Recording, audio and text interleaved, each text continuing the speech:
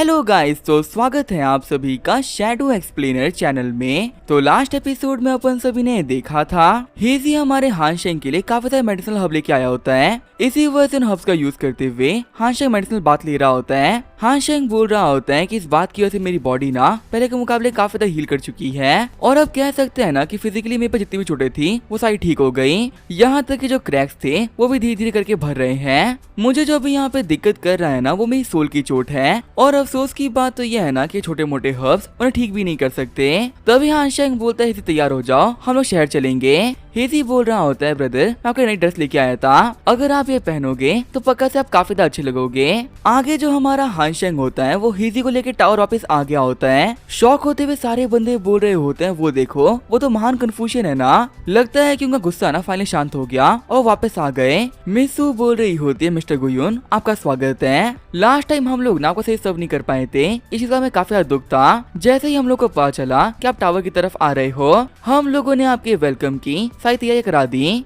Third floor पे sister मैंगुआ ना आपका वेट कर रही हैं, आप वहाँ पे जा सकते हैं। आगे जो हमारे हानशेंग और हेजी होते हैं वो थर्ड फ्लोर पे आ गए होते हैं। खुश होते हुए हेजी बोल रहा होता है मैंने पहली बार ऐसा खाना देखा है, इसकी कीमत तो काफी ज्यादा होगी। यू मैंगुआ बोल रही होती है आपको वापस यहाँ पर देख के सच में काफी ज्यादा खुशी हुई। तभी वो लोग देखते हैं कि उनके टावर के बाहर काफी बड़ी आर्मी आ रखी है। शौक होते हुए मिसू बोल रही होती है आखिर यहाँ पर क्या चल रहा है और हमारे टावर के बाहर आखिर कौन लोग आ रखे हैं। वहीं उन दोनों को देखते हुए हानशेंग सोच रहा होता है कि ये दोनों के दोनों ही रॉयल फैमिली के ऑफिशियल्स हैं। एक ही वक्त पे रॉयल फैमिली के दो बंदों का यहाँ पर आना सच में काफी अजीब है। क्या सच में ये सभी लोग मेरी वजह से यहाँ पर आए हैं? और आखिर जो ये लड़की है यू मैंगुआ ये इन लोगों से छुप क्यों रही है? आगे बढ़ते हुए एक बंदा बोल रहा होता है महान कन्फ्यूशियन आपसे मिलकर काफी अच्छा लगा। मैं हूँ हमारे चो किंगडम का ग्रैंड ट्यूटर, मेरा नाम है ची जियानबेई। जैसे ही हमारी रॉयल फैमिली को पता चला क्या कि वैक्सिन टाउन के अंदर आपने क्या किया है, वैसे ही आपसे मिलने के लिए ना हम दौड़े चले आए। सच में आपसे मिलके ना हम लोग को बहुत ही खुशी हुई। वही साइड में खड़ा जनरल बोल रहा होता है कि एक महान स्कॉलर का हमारी कंट्री में होना सच में हमारे लिए खुशनसीबी की बात है। जैसे ही हम लोग को पता चला कि आपका ऐसा महान स्कॉलर हमारी कंट्री के अंदर है तो आपको पर्सनली ग्रीट करने के लिए मैं भी यहाँ पर आ गया। मिस सू सोच रही होती है कि आगे जो मिस्टर गुयुन हैं वो कितने कमाल के हैं। रॉयल फैमिली के ना दो बहुत ही बड़े ऑफिशियल को ग्रीट करने के लिए आए हैं, एक सिविल ऑफिशियल है वही दूसरे मिलिट्री ऑफिशियल। आज तक मैं सिर्फ किस्से कहानी में सुना था क्या एक स्कॉलर की क्या वैल्यू होती है, लेकिन आज मैं पहली बार देख रही हूँ ना कि सच में स्कॉलर कितना वैल्यूएबल होता है। कंट्री के बड़े बड़े लोग भी ना इन लोगों की कितनी रिस्पेक्ट करते हैं। हानशेंग बोल रहा होता है कि आप लोग मेरे को ग्रीट करने के लिए यहाँ तक आए, ये जान के मुझे बहुत ही खुशी हुई। वैसे अगर आपको मुझसे कोई भी क्वेश्चन पूछने हो तो आप पूछ सकते हो। तभी वो दोनों ऑफिशियल साथ में बोल रहे होते हैं महान स्कॉलर अभी हमारी कंट्री ना काफी दिक्कतों में चल रही है और अपनी दिक्कतों को सॉल्व करने का हमें कोई रास्ता नहीं दिख रहा। हम लोग आपसे यहाँ पर यही रिक्वेस्ट करने के लिए आए थे कि आप हमारे साथ में कैपिटल चलो। अगर आप हमारी हेल्प करने के लिए मान जाते हो तो पक्का से हमारी कंट्री की हालत काफी सुधर जाएगी। हानशेंग बोल रहा होता है कि मुझे वर्ल्ड अफेयर से मतलब होता तो मैं गांव में आके क्यों रहता। मैं आप लोगों की बात समझ सकता हूँ कि आपकी कंट्री दिक्कत में है और आपको हेल्प चाहिए, पर मुझे माफ करिएगा वर्ल्ड अफेयर से अब यहाँ कोई वास्ता नहीं है। मुझे अपनी लाइफ में ना शांति चाहिए, इसी वजह से मैं यहाँ पर रहता हूँ और अगर आप दोनों की यही रिक्वेस्ट थी तो आपकी इस रिक्वेस्ट को मैं पूरा नहीं कर सकता, आप दोनों वापस जा सकते हो।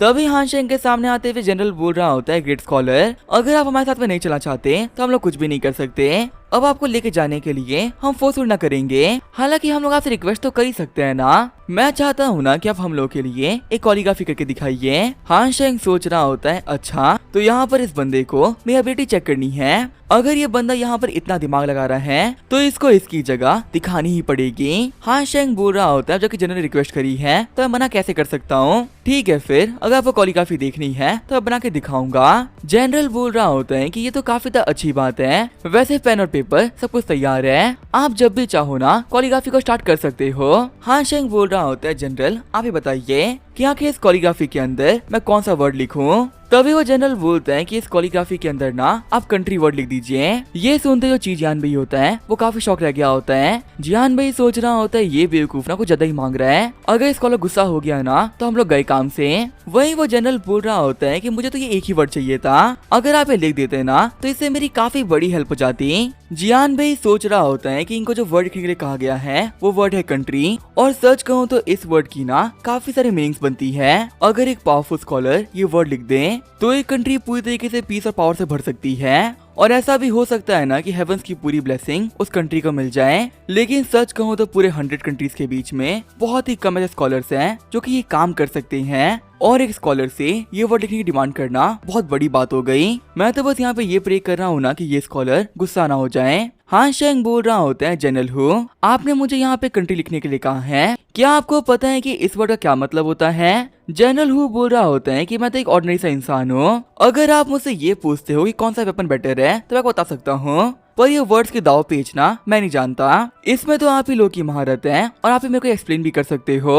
हान शेंग बोल रहा होता है, हम कन्फ्यूशियन की नजर में कंट्री के काफी सारे मतलब हो सकते हैं। हर एक कन्फ्यूशियन इस वर्ड को ना अलग तरीके से देखता है। जैसे किसी का सोचना हो सकता है कि एक कंट्री के अंदर पीस और पावर लेके आनी है, वहीं किसी का ये भी सोचना हो सकता है कि उस कंट्री को डिस्ट्रॉय करना है। तो आखिर मैं अपनी कोरियोग्राफी को किस हिसाब से करूँ? आप क्या चाहते हैं, कंट्री को डिस्ट्रॉय करना या आबाद करना? और क्या आगे जो भी कुछ होगा उसकी जिम्मेदारी आप लेने के लिए तैयार हो? अगर इस वर्ड को लिखते वक्त मेरे मन में 1% गुस्सा रहा तो हो सकता है कि आपकी कंट्री पे ना ये बहुत ही भारी पड़े। बताइए जनरल, आगे जो भी कुछ होगा क्या उसकी रिस्पॉन्सिबिलिटी आप लोगे क्या? हान शेंग की बातों को सुनते हुए जनरल हु काफी घबरा गए होते हैं। जनरल बोल रहा होता है, आपको जो भी लिखना है ना आप लिख दीजिए, मैं अपनी गलती समझ चुका हूँ, प्लीज मेरी गलती के लिए ना मेरे को माफ कर दो। तभी जो हमारा हान शेंग होता है वहाँ पे लिखना स्टार्ट कर देता है। सिर्फ उसके पेन के रखने से प्रेशर से पूरी बिल्डिंग हिल जाती है, और जैसे ही वो अपना वर्ड कंप्लीट करता है उसके वर्ड के अंदर से काफी एनर्जी निकलना स्टार्ट हो जाती है। हम देखते हुए एनर्जी इतनी कमाल की होती है कि वो एनर्जी हेवंस तक पहुंच रही होती है। चू जियान भाई बोल रहे होते हैं, ये पावर सच में काफी खतरनाक थी।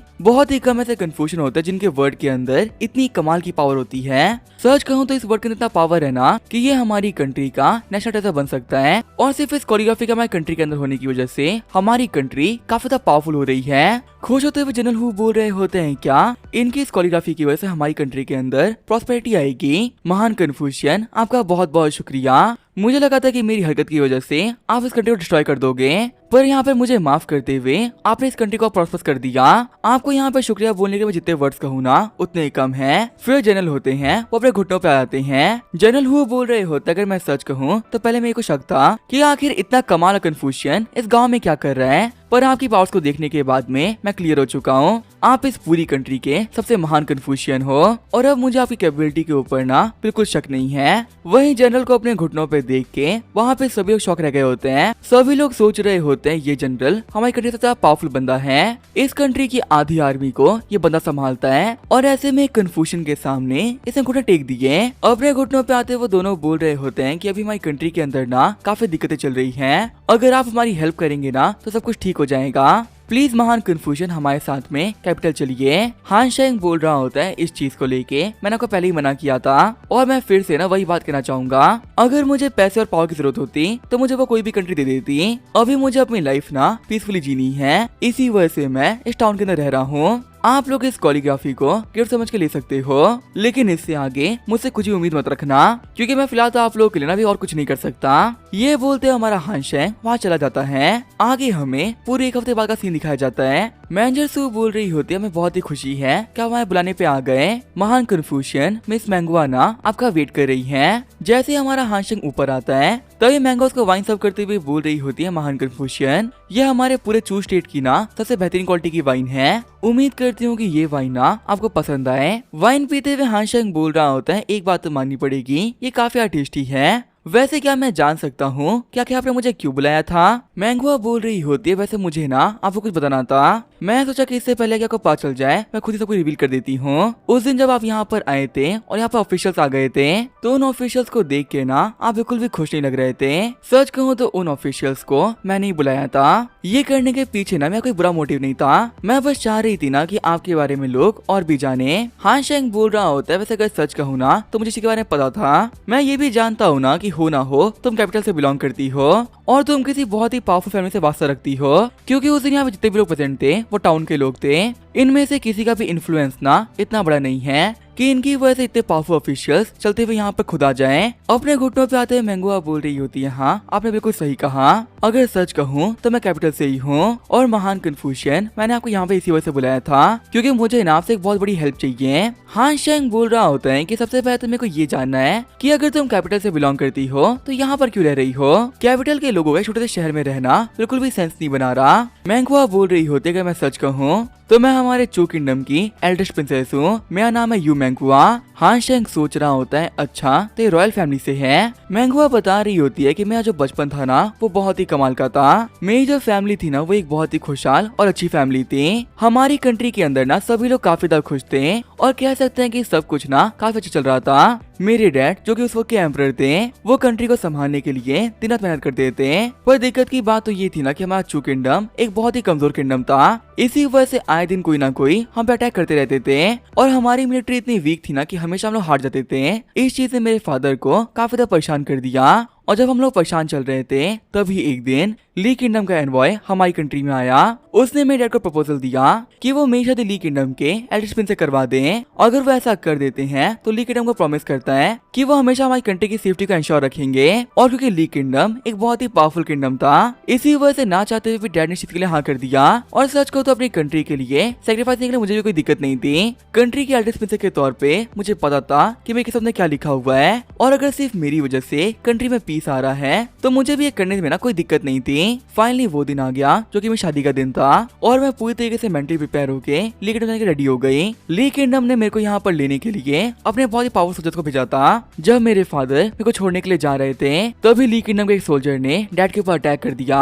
भरी सभा में उन लोगों ने सभी के सामने मेरे पेरेंट्स को मार दिया और वहाँ पे हम लोग कुछ भी नहीं कर पाए। सभी को लगा था कि उस दिन के बाद से हमारी कंट्री पीसफुल हो जाएगी, पर ये सब कुछ ली किंगडम की एक चाल थी। मेरे मॉम डैड को मारने के बाद में उन्होंने थ्रोन को हासिल कर लिया और उस वक्त हमारी कंट्री कुछ ऑफिशियल्स ने जो कि हमारे लिए अभी भी लॉयल थे उन्होंने मौके का फायदा उठाते हुए मेरे को वहाँ से भगा दिया। तब से लेके अब तक ना मैं कभी भी कैपिटल वापस नहीं गई और हमेशा से यहाँ पे छुपकी रह रही हूँ। उस बात को पूरे 10 साल हो चुके हैं और मेरे अलावा सिर्फ एक इंसान है जो कि इन सब चीजों के बारे में जानती है जो कि है मेरी मैनेजर सू। वो ही मेरे साथ में 10 साल पहले वैंगनी टाउन आई थी। उस वक्त मैं भागते हुए जो ही पैसे लेके आई थी उसका यूज करते मैंने ना यहाँ पे एक टावर बना दिया। पिछले 10 साल से बिना किसी की नजरों में आए मैं यहाँ अपनी पावर अपने कॉन्टेक्ट्स को लगातार इंक्रीज कर रही हूँ। वो सभी लोग जो कि मेरी फैमिली के लिए आज भी लॉयल हैं उन सभी लोगों से मैं धीरे धीरे कॉन्टेक्ट कर रही हूँ ताकि एक दिन मैं अपने घर वापस लौटूं और उन कमियां ली किंगडम के बंदों को यहाँ से बाहर फेंक दूं। हालांकि मैं ये भी जानती हूँ ना कि मेरी पावर काफी ज्यादा कम है और इतनी कम पावर से रिवेंज लेना बिल्कुल ही इम्पॉसिबल है। इसी वजह से अभी मैं काफी ज्यादा कंफ्यूज हूँ कि मैं क्या करना चाहिए। अगर मैंने यहाँ पर कोई भी गलत मूव चल दिया तो हो सकता है कि मुझे फॉलो करने वाले लोग फालतू में ही मारे जाएं।